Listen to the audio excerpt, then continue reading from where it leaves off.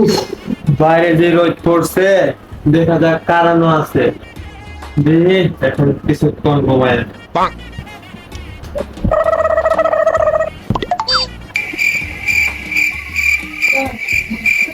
হায় রে, বাইরে এত গরম, ঘোরা এসে শুইছে, এই মাত্র কারেন্ট দেবে কোনো কথা? বিদ্যুৎ অফিসে একটা কল দেই।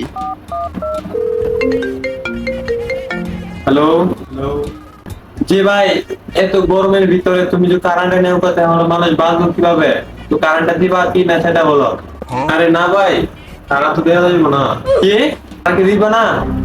না না না, আগামী একদিনও আইবো না তারা। আচ্ছা সারাদিন আইবো না?